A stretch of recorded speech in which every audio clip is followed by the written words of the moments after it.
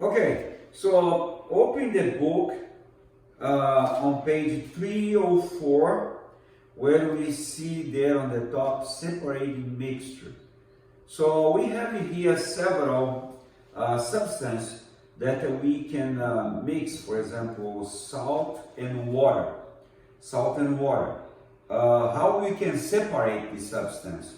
When we evaporate the water and then the salt stay there on the container. So this way we can separate. Water and sand, we can separate very easily. Just dry the water, we have the sand. But some substance we cannot separate because they form a third one, and this third one may be a gas or other substance that we cannot separate them or go back. This is what we're going to see now. The book even brings an example here, alcohol and water. It's easy to separate because the alcohol evaporates and the water stays. But now, when we go to page 305, we're going to see some chemical reactions. And then that is beautiful. And that's the reason that you know the periodic table. You know all these elements. And now you're going to see all this chemical reaction. And we're going to study a little bit on that. And I'm very excited to get to this point. For example, we have here baking soda. Look there on your book 305. And I wrote here, baking soda. So you know all these elements. When you see there Na, what's Na? You must know, it's sodium. H, hydrogen. C, carbon. O, oxygen. And then when you put all these elements put together, plus what? H is what? Hydrogen, carbon, hydrogen, oxygen. And then you make what? You make another substance. You make another substance. Look what you make here. You have carbon dioxide, and you have what? Sodium acetate. Baking soda plus vinegar, you produce these two substances that you cannot go back anymore. So this is a substance that is this one, for example, is a gas. Let me show you example of that. Imagine I have it here. This is what? Baking soda.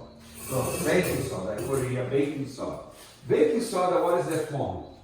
NaHCO3. So you know what is that. And I have here vinegar. Look, this is a vinegar. Vinegar is what? HCHO.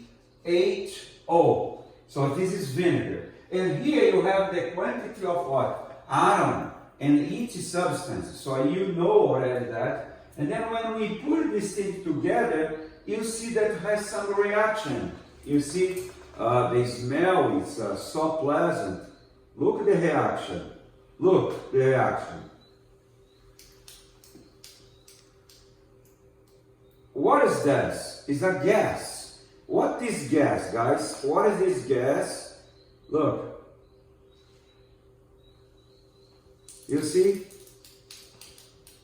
We make another substance. We have a reaction here. Vinegar with baking soda. Now, what is this gas? What is this gas? This gas is what? Carbon dioxide. So you saw the carbon dioxide that was made by what? By put together the vinegar. And then you have CO2. And the other substance that left over here is what? Sodium acetate. You see how beautiful it is? Chemistry, guys? How beautiful it is. So from now on, we're going to see that in maybe 7th and 8th grade, we're going to see a lot of reactions like this. And I wrote here, sodium is poison, Na. And chloride is poison too. And these two together, you make what? Sodium chloride. What is sodium chloride, guys? It's salt that your mom put on the food. So these two substances together, they neutralize each other and they are not poison anymore when they put it together, and you put the food for you to eat. sodium chloride. What is the formula? NaCl. Now, you see when you have what is 2 here, what means? 2 atoms of what? Chloride. When you see 2 before Na is what? 2 atoms of what? Na. When you put the 2 together, you just put 2 in the front, and you don't have to put this 2 in the back anymore, because you have 2, and this 2 is for the Na and for the Cl. But if I put just 2 right here, this 2 is just for this substance here. But when you put them in front, means for both substances. So the same quantity of Na that you have in here, you must have here. The same chloride that you have in here, you must have in here. This is a what? Balance of equation. You are not going to study that now, but you have idea how the thing works. So thank you. God bless you.